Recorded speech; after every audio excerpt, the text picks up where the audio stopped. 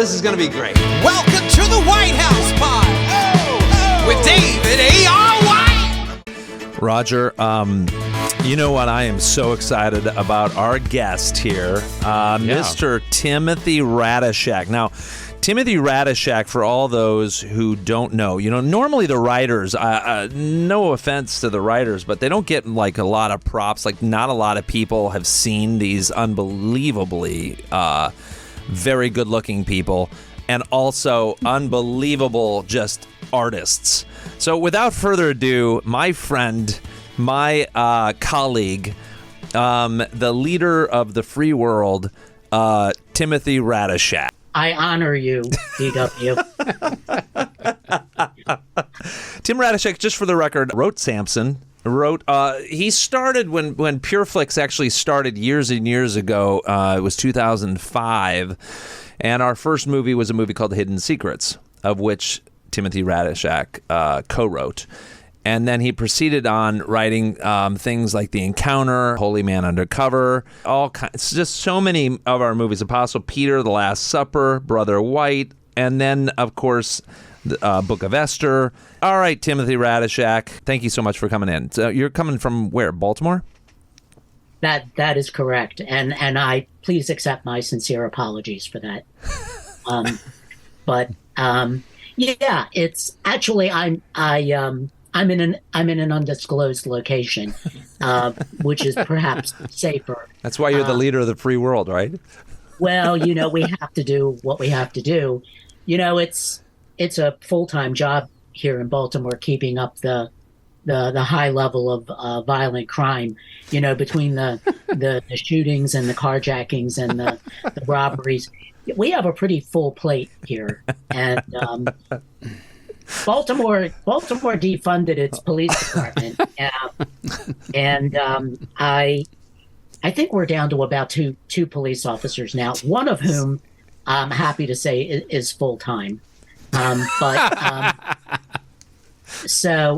Yes, this is, and again, my apologies. I know you're in Los Angeles and things are so much better there. All right. So Tim Ratajczak, I've known you when did I meet you? Do you know how we met? Because we had Vincent DePaul on the podcast recently, right? He actually got me these socks. I wanted to bring them just for the... just to let you know this. Because Vincent DePaul I only know Vincent DePaul because of Timothy Ratajczak.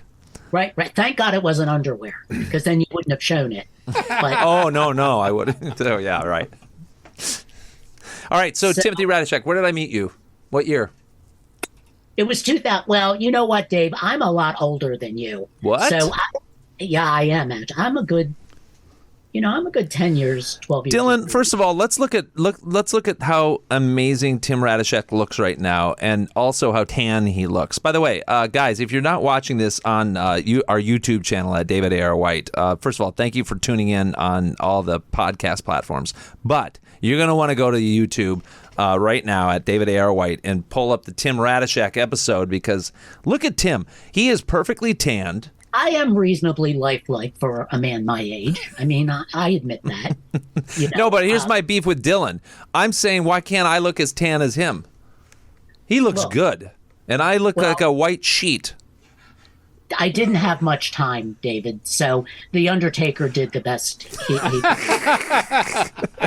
So, oh my gosh. Okay, so I am a bit older than you. So And you went to school with Vincent DePaul's sisters, who had a mortuary. Is this where the mortuary joke just came in? No, probably not. When I'm referring to myself, I tend to tell a lot of mortuary jokes. But I think that because I knew his family so long, I probably knew Vincent prenatally. I knew him as an embryo. But I mean, there wasn't much. We didn't have much of a relationship. Was he as good looking then, or no? Oh my God, he was the most gorgeous embryo you have ever seen in your life, except the possible exception of your children, of course. But really, I mean, it seems like we've known each other a lot longer than we have. And believe me, sometimes it seems like we've known each other a really long time. But how did I meet you? Yeah. Good question. Good question. My memory is hazy on this, so you're going to have to. Did I get into your Wikipedia page? Met David A.R. White at the Starbucks on 4th and 9th. We're okay, so my memory is hazy, but this is what I do remember. I remember being in a laboratory and playing around with a bunch of Petri dishes. And in one of the Petri dishes, there was some mold. And over a period of a few days, I noticed that the mold was starting to kill bacteria. And it occurred to me that I discovered penicillin, except I discovered it 80 years didn't do anything with it. So because I was singularly unsuccessful with that whole thing, I ended up writing a screenplay for you, and that's the best I can remember. Was it our first one? It was Hidden Secrets. It was Hidden Secrets. The production company doesn't like to have writers on the set, as a rule. They just don't. I'm reminded. Is that just referring to you or to every writer? No, I'm just talking about in general. Writers are not welcome. I'm reminded of a story that George S. Kaufman told. Kaufman was a playwright and one of the funniest people who ever lived, and he wrote for the Marx Brothers. And he was I think on the set of Monkey Business, and he was sitting in a chair and he was watching the Marx Brothers, and they were shooting a scene. And then about halfway through the scene, he kind of got up out of his chair, and then he sat back down. And then when the scene was over with, the director turned to him and said, "Mr. Kaufman, is everything all right?" And Kaufman said, "Yes, it was just that for a moment there, I thought I actually heard something I wrote." So I guess that's the reason why they don't. But, it was like going to Disneyland for the first time, going on to TV room to watch the Super Bowl. Oh. And I think it was the Seattle Seahawks that won that year. I can't remember. So you're from Baltimore. Are you from Baltimore originally? Have you always lived there? Yes, I think I issued a blanket apology at the beginning, so I don't need to apologize again. But yes. And so you have to ask yourself, what good comes out of Baltimore? Timothy Ratajczak. Well, now let's think about it. I mean, Spiro Agnew, the only vice president in history to resign in scandal. Frank Zappa, great musician, free thinker. Not everybody's cup of tea, but I'm a big fan. John Waters, who just recently received his star on the Walk of Fame. So I'm not putting myself in that company. Certainly not in the company with Agnew, but I will say that it's. Let me just put it this way for you, David. It's about as improv on a Mennonite farm in Kansas, the son of a preacher, and landing into show business. Now, how's that for a story? At what point in time do you have a desire to? Is anybody else in your family in the show business, in entertainment? My brother is a Roman Catholic priest, so that's the closest show business connection that I've ever really had. Well, let's think about it. He has to get up and do a performance, and he's got an audience, and they pay. Boy, do they pay! But I guess I once had to give I was invited to give a speech to a group of teenagers a few years ago. And the question was, what was the movie that changed your life? I was really asking the teenagers to think about that question. And I also told them that if they answered Howard the Duck, that I was personally going to come out there and strangle them. But to answer my own question, I was always fascinated with The Wizard of Oz. I from a child up, I think, but let's be honest here, okay? The Wizard of Oz has the wrong ending, right? I mean, who in their right mind would want to go back to dreary black and white Kansas. You live there, so you know what I'm talking about. But, here's Dorothy. She's in Oz. She's got all these friends, a lot of them, scarily effeminate. But nevertheless, they pose her no threat. And the Wicked Witch is dead. By the way, Tony is from Kansas here, too. Tony, so don't get offended by anything he's going to say about the Wizard of Oz, just for the record. No. He's very offended.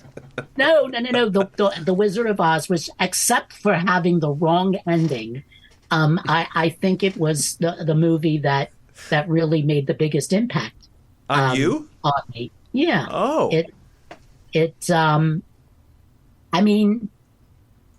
From a child's perspective, think about it. Every kid, I suppose, can identify with Dorothy. She's surrounded by adults that don't understand her and don't pay any attention to her.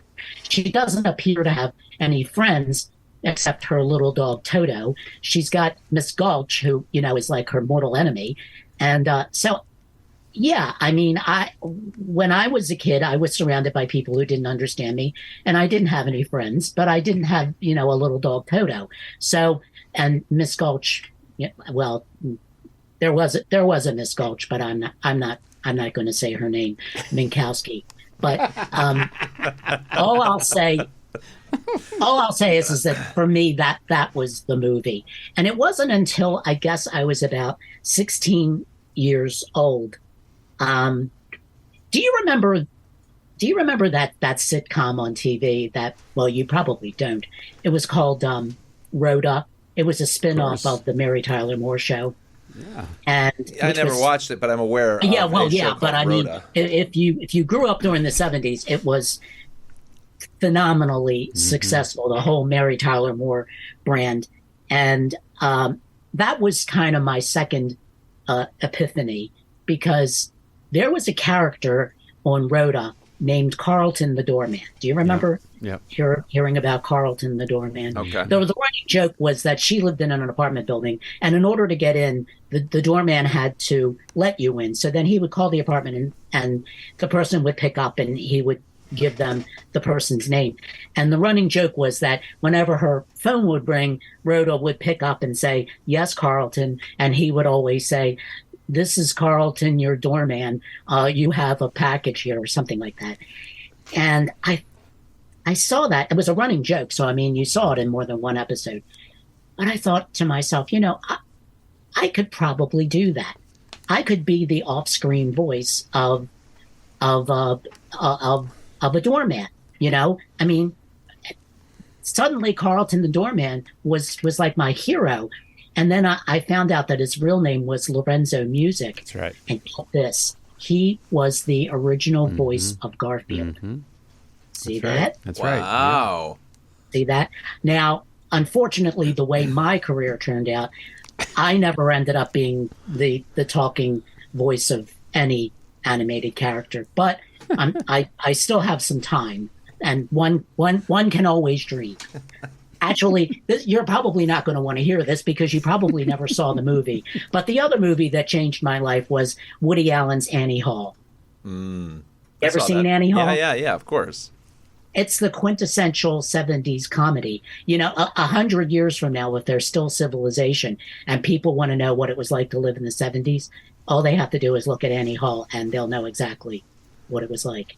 The movie was funny. It was romantic. It was well done. Are you in college? Like, did you go to screenwriting school, or like, what did you? Well, when Annie Hall came out, I was in high school. Yeah, and I was a very, very precocious teenager. Hard to believe, right? But I did go to the movies a lot, and so when I went to college, which is Towson University, and I'm reluctant to give them a shout out because they're not called Towson University anymore. They're called the Verizon University. No, they're not. They didn't have what I would call a film program. They had what was known as a mass communications program, and that was an umbrella that covered TV, radio, advertising, and film. And yeah, there were filmmaking classes. I had the distinct privilege of being taught screenwriting by a man who had never in his life written a screenplay. So that should give you some idea of what I was up against. We really kind of learned by reading other people's screenplays. So, and then, we debated over. But what was your major? What was your major in college? Mass communications. Oh, okay. So I had to take courses in radio and advertising and television and public speaking, and that didn't do a damn thing for me because I could never be funny in front of an audience. But the whole thing, it was a whole smear of things. And what did it do for me? Well, I can't honestly say because there was pretty much a 30-year gap between the time I graduated with a degree in mass communications and then actually got to use anything that I'd learned while I was there. Okay. So, wow. So you didn't, when you got out of college, though, you didn't start writing right away or screenplays one writes all the time. It's just that either my writing wasn't really good or that I didn't. Part of the problem, and I apologize, Towson University, part of the problem with the way they approached filmmaking was they approached it from an artistic point of view. It was all about writing a great screenplay, having great cinematography, having great acting, and all those are really important to movies. But they did not teach you anything about the business end of it, like how to get an agent, how to pitch a script, how to put together a budget, where to go to raise money for a movie. No one knew how to do that. And the teachers couldn't teach it because the teachers didn't know how to do that. Because if they knew it, that they would have been doing it. So it is interesting because, even when I was in college for my short little stint, it was very similar. Like, I wonder, like, at universities, do they teach those classes now? Do they? They do. Okay, yes. They do. How to go get an agent and everything else? Oh, how to go. They will teach on budgets. Mm-hmm. It's my understanding, you may already know this, but Liberty University has a really incredible and unbelievable filmmaking department. Yep. A lot of the people who graduate from there actually get jobs in the industry. Oh, that's good. So they don't necessarily teach it from an aesthetic point of view. They teach it from, okay, now we've taught you how to do this. Now, how are you actually going to do it? And that's because Towson was such a small school. Where was it in? Was it in Baltimore? Yeah, it was just north of Baltimore in a suburb called Towson, Maryland. And it was originally known as a teachers' college because all they did was that they cranked out they cranked out teachers. And if I'd have known any better at the time, which I didn't, maybe I would have gone someplace else, but not in Maryland because they weren't. The University of Baltimore had a good filmmaking program. John Waters used most of their equipment when he was making his independent films. So he took some film courses and it didn't do him a lick of good. He didn't actually figure out how to make movies until he started making movies. So it was kind of on the job training. So when you tell young people today, then how do you get into the movie industry? What would be your advice to them? Well, I give them the same answer, which is don't do it. Go into the dry cleaning business. Simply because Everybody doesn't need movies, you know? I mean, seriously, do you need a screenplay? You don't need a screenplay, but you do need dry cleaning because, you know, you like to have your shirts pressed and all that. So that's my first thing. The second thing is, even though, thanks to you and all the good people at PureFlix, I've had what I consider to be a successful career in screenwriting. I, honest to God, couldn't tell you how to go about doing it. It's almost like sitting in one place in the middle of Central Park and waiting for lightning to strike. You know what I mean? I guess persistence is the key. I remember when I was first in touch with you, you said something to me. The year is, I think, like 2003, 2004, or something like that. Yeah, you said something to me like, you're a good writer and all that, but we really don't have anything for you. You know, we'll call you back when we have something. Now, for those of you who aren't in the movie business, I'll translate that for you. That means drop dead.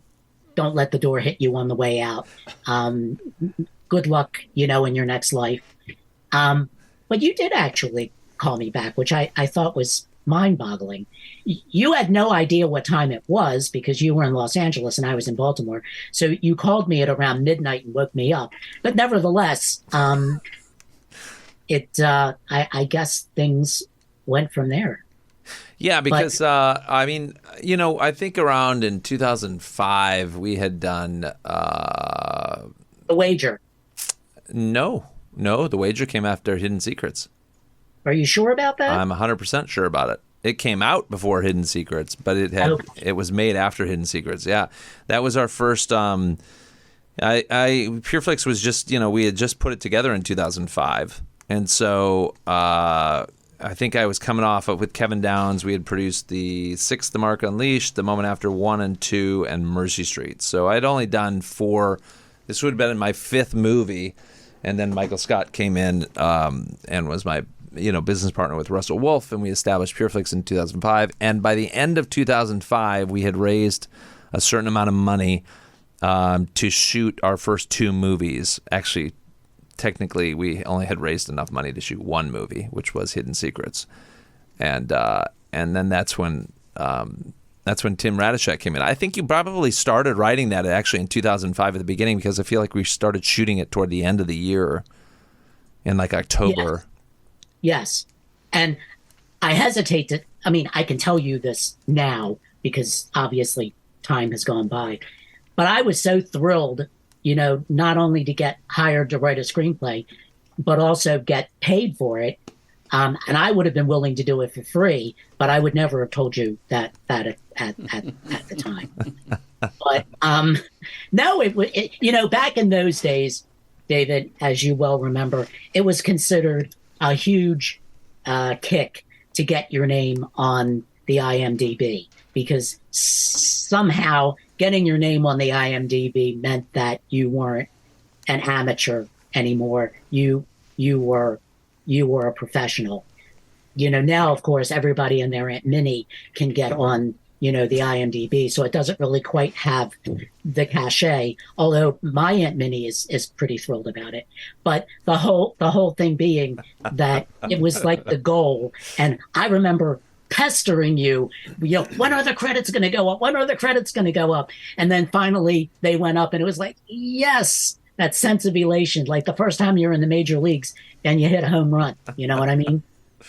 All right, so Tim Ratajczak, we go from we shoot Hidden Secrets, and then you go on, and what was the next thing that you wrote after Hidden Secrets? Do you remember? Yeah, I believe it was Sarah's Choice. Oh yeah, you're right about that.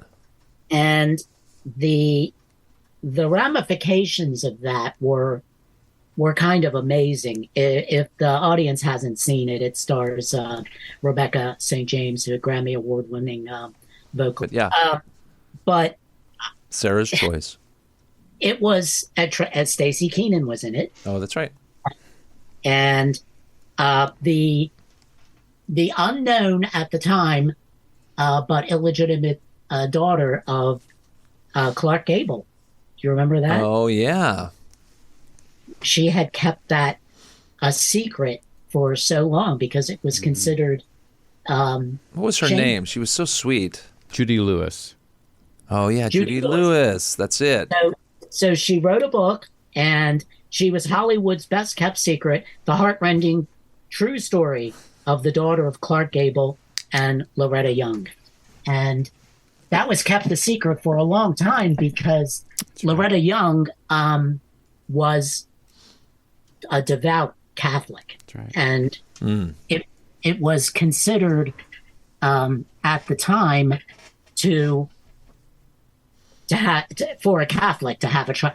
Probably back in those days, it was considered bad for anybody to have a child out of wedlock. But in order to maintain the Loretta Young facade, they had to keep the baby a secret. And it's amazing that in the days of Hedda Hopper and all those the forerunners of the paparazzi and all that that they were able to keep it a secret. Roger, were you hiding this kind of stuff back in the day? Never.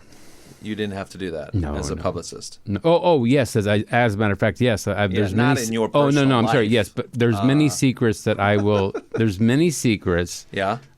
Regarding clients that we have to keep secret, and they're still being kept secret.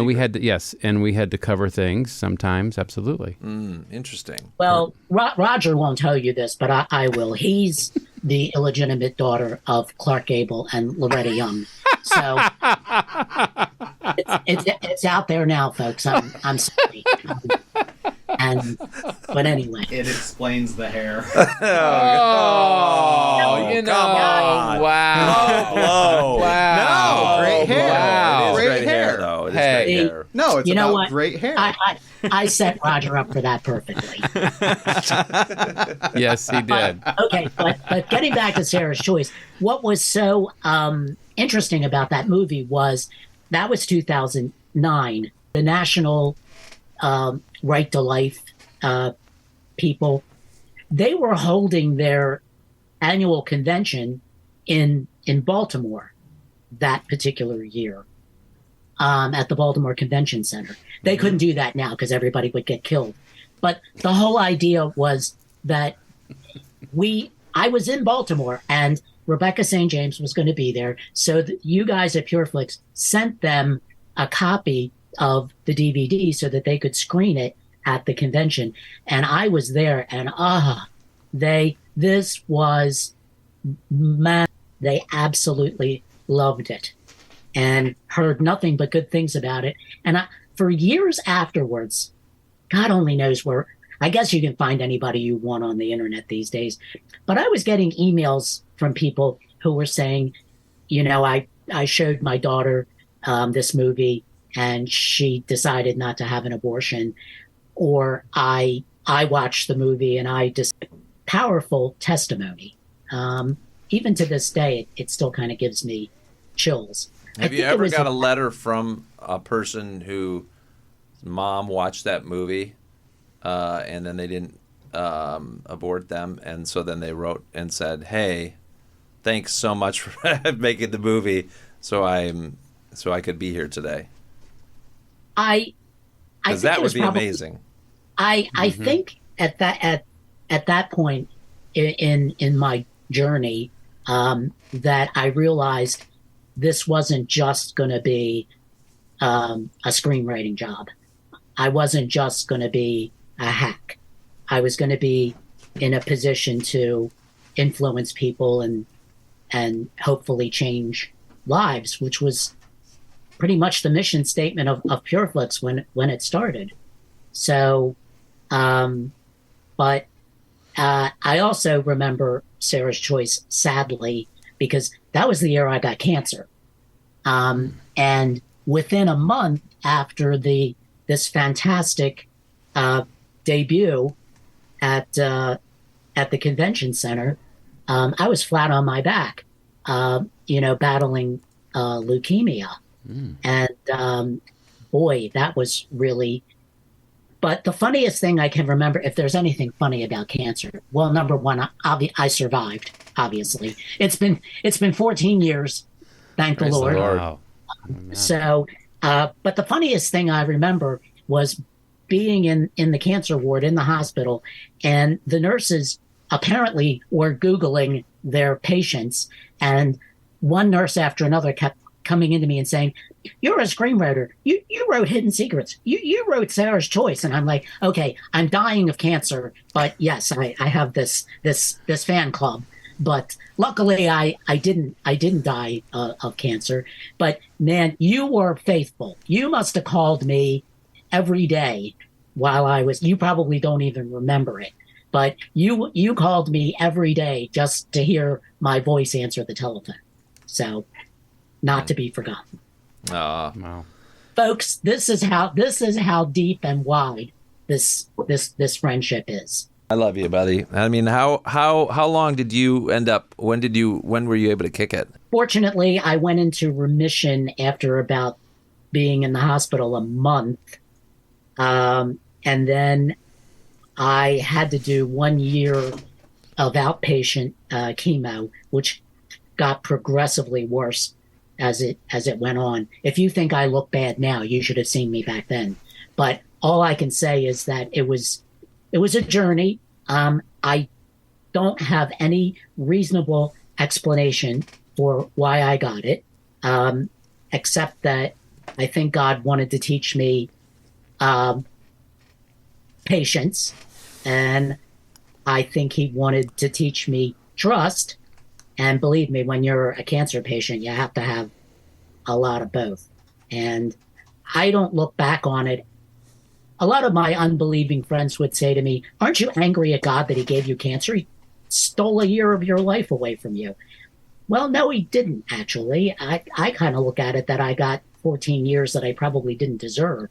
So that's me being philosophical. I don't know how to segue into this next movie, but let's just do it. We can just end the podcast right there because you are an inspiration in so many different ways. Let's talk about Holy Man Undercover. Where did this movie come from? What was your thought of it? Because I think I had been working on this idea that yes, John Schneider. I remember McClurg, coming up. I remember there was. I play multiple roles. Yes, I remember there was an idea floating around about a guy who grew up. We probably won't have time to talk. We're going to have to come back for that one. Maybe we'll do it another time. I think that Holy Man Undercover was the most fun I've ever had working on a movie, only because it was meant to be a comedy. Ultimately, it wasn't, but that wasn't for a lack of people in it. You just named some of them. They were great, and I still laugh every time I watch the original unmauled version. But Fred Willard-Lyons, wasn't she great? Jennifer Lyons, yeah, that's where we started that relationship with. She went on to be in so many funny things that we did over the years, from Hitting the Brakes to the Malibu Dan to so many other things. Even the Book of Esther, somehow she appeared in that. Yes, yeah, and Greg Binkley, can't forget. Greg Binkley, Andrea Logan, all kinds of people. My son Logan. Ethan was in it. He was, I feel like 6 months or something at the time. Yes, that's right. Yeah. I guess he was 3 years. Actually, he was 3 years old. Well, yeah. Well, and just to put it in perspective, he's 40 now, right? Mm-hmm. So, no, I just, you know what the thing is that I remember the most, and we could do a podcast just on this. I remember that I had written some lyrics for, but John was such a cool guy. He was such a cool guy. And everybody on there was just so lovable and funny. Even Fred Willard, who got lost on the way to the studio. Do you remember that? He was driving himself. Yeah, Fred Willard has this whole thing with these times. For example, like Holy Man Undercover was a film about. We have 2 minutes, by the way, Tim. Sure. it was a movie about a guy who had a dream who moved to Los Angeles to be a missionary who ends up getting cast like a Dumb and Dumber type of movie almost for the faith-based industry. And of course, when it came out, they were like, I don't even know what this is. I helped write it and direct it, and I played multiple roles in it. And Tim Ratajczak, Sean Paul Murphy, you guys did such great jobs writing that thing. But yeah, it's just those are the moments that are so sweet because also we didn't have any money. Like I funded the first half of that by myself on a credit card for $25,000 or something like that. And then Matt Richards stepped in, who was just literally an angel who came in and funded the made it. Obviously, it ended up being way more than that. And we were all over. I mean, we were shot at JP's restaurant. We were at Club Ivar in Hollywood. We were everywhere. We were at the what ranch were we on? Do you remember what ranch we were on? That was Disney. The Disney ranch. I mean, we blew this movie up. It became something really. I think it's going to be like a cult classic, though. Which I think the Disney branch has some melancholy memories. Darren Rinstrom shot it. Rest in peace, Darren. We love you. And all right, well, we're gonna leave you today.